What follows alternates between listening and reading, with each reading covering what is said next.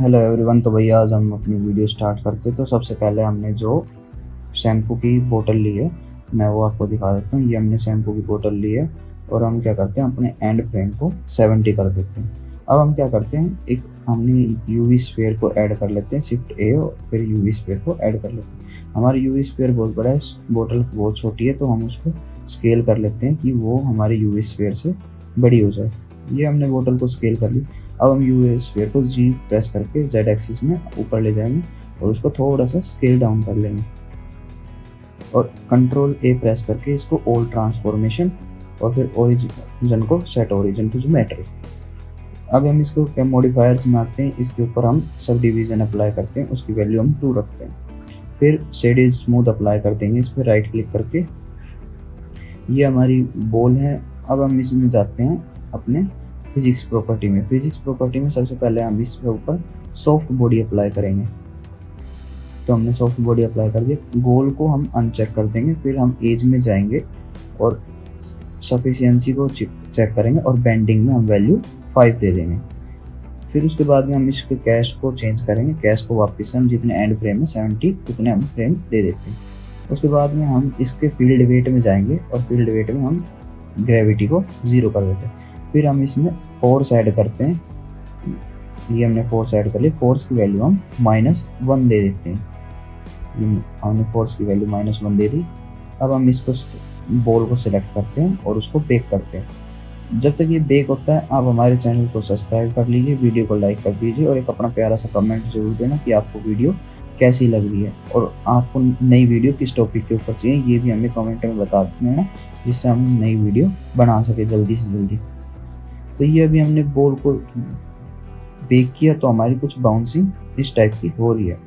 ठीक है, बाउंसिंग। अब हम इसको पहले बेक को डिलीट कर देते हैं। अब हम इसमें क्या करना है कि ये हमारे ना बॉल उसके साथ में अच्छे से कोलाइड नहीं कर पा रही है, तो हम क्या करते हैं, उसको कोलिजन करने के लिए हम उसको कोलाइड को ऑन चेक कर देते हैं। तो अभी हम बॉल को सिलेक्ट करके और कोलिजन को ऑन कर देंगे। अब कोलिजन को क्या करना है कि सॉफ्ट बॉडी से ऊपर रखना है। तो ये हमारा कोलिजन भी हो गया। अब हम इस सॉफ्ट बॉडी में वापस जाएंगे और उसको अगेन बेक करके देखेंगे कि भाई वो कैसा रिएक्शन दे रही है बोतल के साथ में। तो ये अभी बेक हो जाती है, उसके बाद में हमें पता लगेगा कि ये बोतल के साथ में किस टाइप से इंटरेक्ट कर रही है।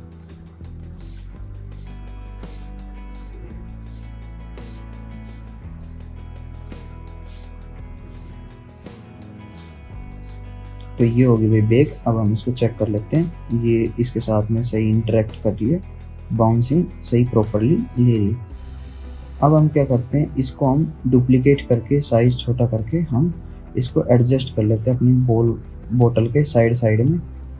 बॉल को छोटा बड़ा करके अलग अलग साइज में उसको हम उसको डिवाइड कर शिफ्ट डी से डुप्लीकेट होता है। आप किसी को नहीं पता हो तो शिफ्ट डी से डुप्लीकेट किया मैंने इन सभी को। तो ये डुप्लीकेट हो गया और इसकी बोतल के साइड साइड में हमने इसको सबको रख दिया। तो अब क्या करेंगे, हम बोतल को थोड़ा सा एडजस्ट कर लेते हैं, रोटेट कर लेते हैं बोतल को। अब हम एक्स एक्सिस में भी थोड़ा सा बोतल को रोटेट कर लें। बोतल रोटेट करने के बाद में बोतल की पोजीशन चेंज होगी, तो हमें उनको दोबारा बेक करना पड़ेगा। तो दोबारा सबको अलग अलग बेक ना करके हम क्या करते हैं, रिजिड बॉडी में जाके और एक बार में सभी को एक साथ बेक कर देते हैं। तो ये हमने सभी को एक साथ बेक कर दिया। ये हमारा बेक हो गया ऑल डायनेमिक्स रिजिड बॉडी के अंदर बेक किया। अब हम जाते हैं इनको शेडेड टैब में, सभी को डिफरेंट डिफरेंट कलर दे देते हैं। लेकिन कलर क्या रखेंगे कि हमारे जो प्रोडक्ट है उससे रिलेटेड ही उसकी शेड्स या तो डार्क होगी या लाइट होगी, उसी से रिलेटेड शेड्स देंगे हम। तो ये हमने दो तीनों को सेम दे के फिर एक को दो तीनों को डिफरेंट दे के ऐसे रखेंगे हम। ये क्या करते हैं, ये अभी मैंने जो ग्रीन कलर लिया है ये मुझे कुछ सही मैच हो नहीं रहा। मैं क्या करता हूँ, इसको फिर से चेंज कर देते हैं, थोड़ा सा इसको डार्क एंड शेड दे देते हैं।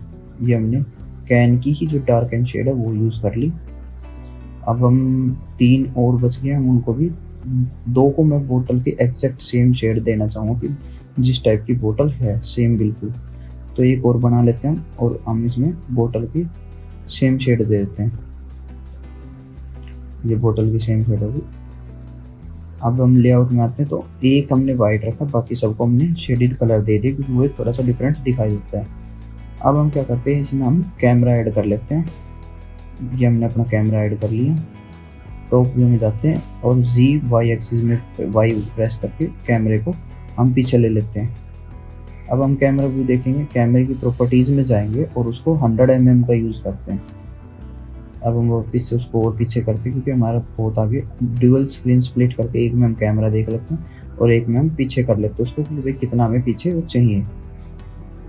ये हमारा कैमरा पीछे हो गया और ये हमने देख लिया उसको,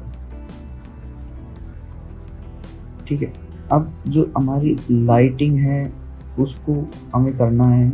लाइटिंग में मैंने इस वीडियो में नहीं बताई कैसे की है, लेकिन मैंने इसमें 2 फील्ड लाइट यूज़ की है, एक टॉप से लाइट यूज़ करके और एक सामने से की लाइट यूज़ की हुई है।